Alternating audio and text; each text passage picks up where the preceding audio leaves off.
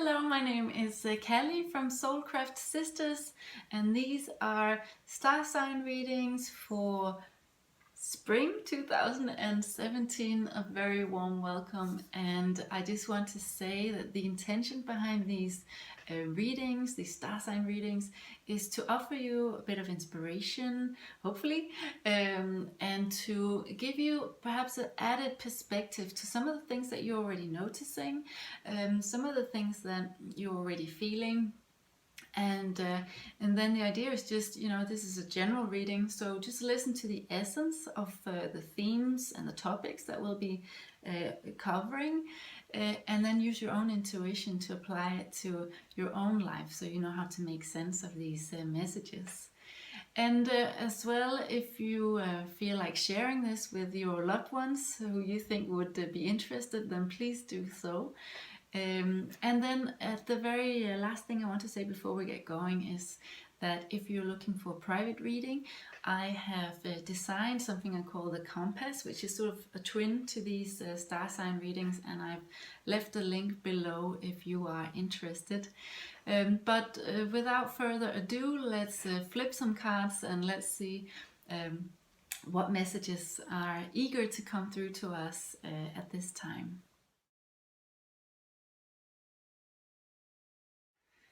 Hello Aries, welcome. I have looked at some of the cards for spring for us, and I've got one primary card and a secondary one. So these are primary and secondary themes that we might see play out in different areas of our life in different ways. And I'm using the Tao Oracle cards for this first part, and then we're gonna look at some other cards in terms of what we can do more of and what we should probably do less of in this coming season.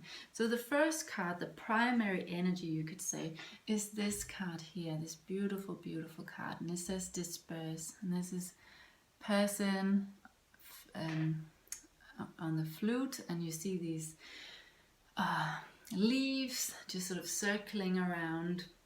There's no hardness in this, right? Whew, and that's exactly what disperse means, right? So here we have, it says diffuse negativity. It talks about restoring harmony. It talks about circulating, revitalizing, dissolving divisions, and lightening up. So I'm Aries myself, so I do feel like this winter season has been challenging in many ways, and this whole idea of lightening up really speaks to me. I'm on board, let's do it. So the message behind this card is to help us sort of melt and help us scatter obstacles, things that we found challenging. Maybe we've had an experience that communication hasn't been flowing between us and some people we like, or at work, or whatever it might be. Maybe some of us have felt like we've sort of been needed to withdraw. Maybe some of us have felt like being a little alienated from certain things, maybe even from our own life, from ourselves, which is not a very nice feeling, right? So I'm sensing that there might have been sort of more of a collective thing going on where we've sort of, there's been some hardness, and now the next task for us is sort of to dissolve that and remember what it feels like when things are just flowy and circulating, right? So that's what this card and this energy speaks of. So remember, this is something that we can remind ourselves of, but what we do with it, these reminders, is completely up to ourselves. So we have the power to do what we want. But what I will say is that this might require some patience, some tact, and some warmth, some softness, because I know for me, we're known for being Aries, at least. We're known for being a little bit, let's say, well, quite courageous and quite confident, and also we have this sort of pioneering spirit, and we want to get things done, right? But we can also be a little bit impatient. We can also be a little bit too impulsive sometimes. Yeah, I know.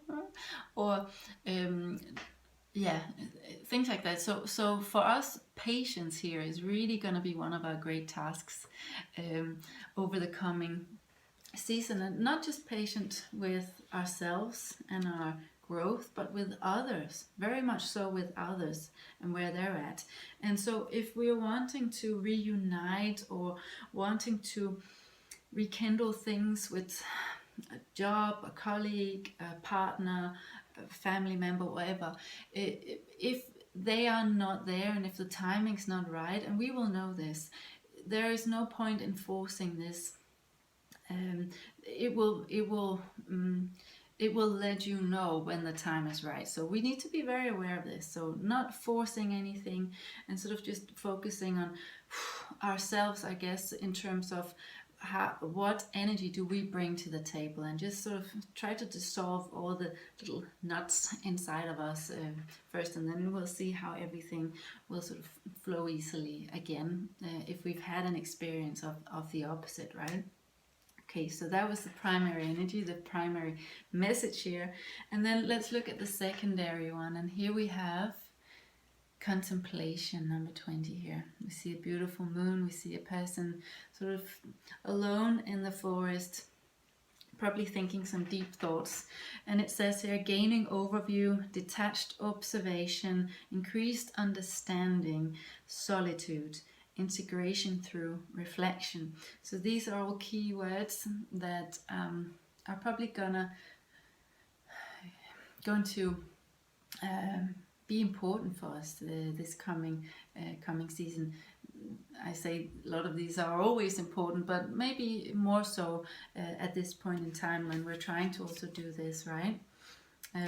So again, the message here is also so it says something around, when we start out, we think that we are the center of the universe, and then we grow up and we think, oh, everybody's like me. But they're not, right? And that's why we get disappointed, and that's why we get confused when people react and understand reality different to you.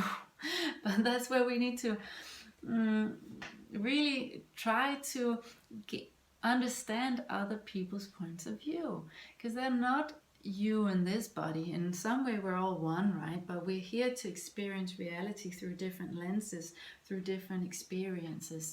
So if we want to understand somebody else's point of view, it's not enough to make your own deductions, because based on your experiences and your, let's say, filter we need to ask questions, and we need to not rush to conclusions. So there's a big thing here. So if there's something we think we know or we understand, if we haven't had that conversation, that open-hearted conversation, like something like, hey, I'm having an experience of this, and this is making me deduct this, but is that true, or can you help me out here? We need to practice that. We really need to do that.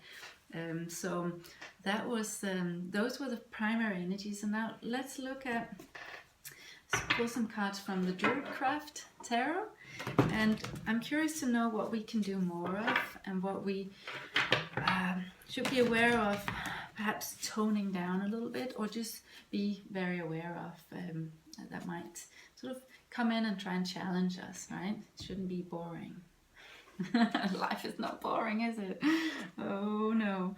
Okay, that's interesting. So the first card we get here for what we could do more of, we have the Lord. So this is the Emperor, and the Emperor is, well, actually the symbol for Aries. So this is us, guys.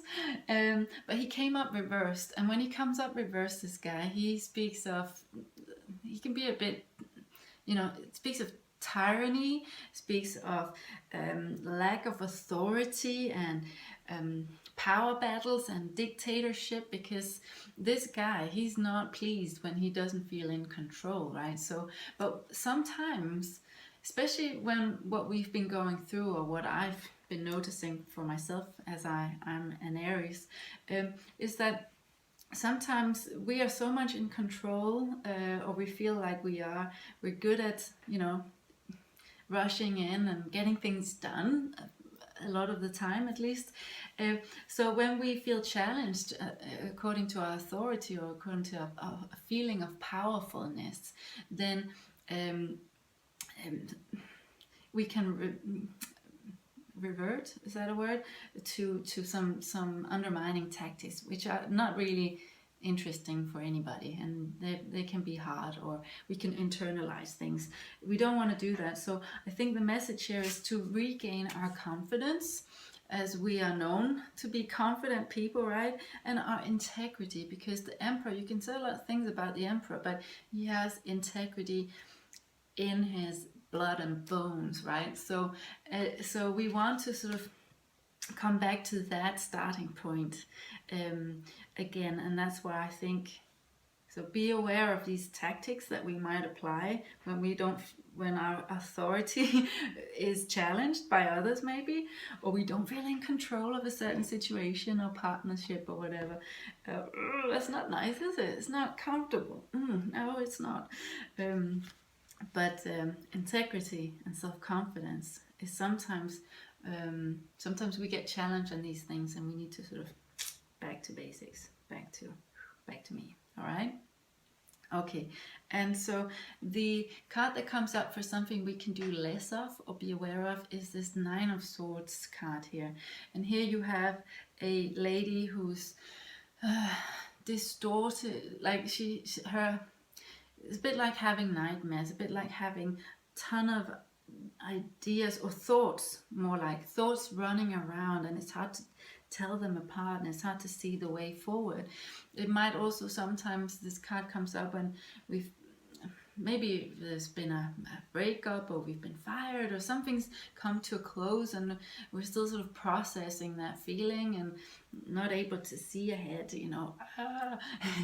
What I will say here is that a great thing to do in this situation is to write things down, write your thoughts down, because something happens when we write down, when we journal, or when we journal. And even if this is not something you're used to, try it out, especially when this happens, and it probably will happen to us. But now we're prepared, right? And we're not going to fight it. We're going to allow it, and we're going to go, okay, all right, I hear you, Nine of Swords. I feel you. Write things down. All right, because what happens is that's what I found. This is personal experience, so you can try it out and see if it works for you. But what happens is that I can I can get behind my defense mechanisms. I can even dig so deep into my subconscious that messages will come out through the pen, through my words. I've often had this thing where, okay, I'm confused, and then let me just write things down and just go, I'm confused, because there's 2 sentences later, I've given myself the answer to what I need to do. It's so funny, it happens so often. So please try this out if this resonates with you. It's a great way to get around millions of thoughts that have sort of run rampant and that are not helping you to come to clarity, let's say. All right, so I hope this was of inspiration to you, and I just want to say thank you for watching, and thank you for liking and sharing and all that. There are more videos here on YouTube, so please subscribe if you haven't already. And also we have an Instagram account, my sister and I, Soulcraft Sisters. I'll leave some links down below. And at the very end here, I just want to say, let's enjoy life. Let's enjoy the good stuff and what we experience as challenges, the happiness and the sorrows, because it's all part of the same cake, so to speak. And it's all here to make us grow and to raise our awareness of who we are as an individual and as a collective. And oh man, I could go on. Okay, so let's just take everything in, be grateful, and be kind to each other, and that's gonna be the final word here. So thank you very much, and see you again soon. Take care. Mwah. Bye.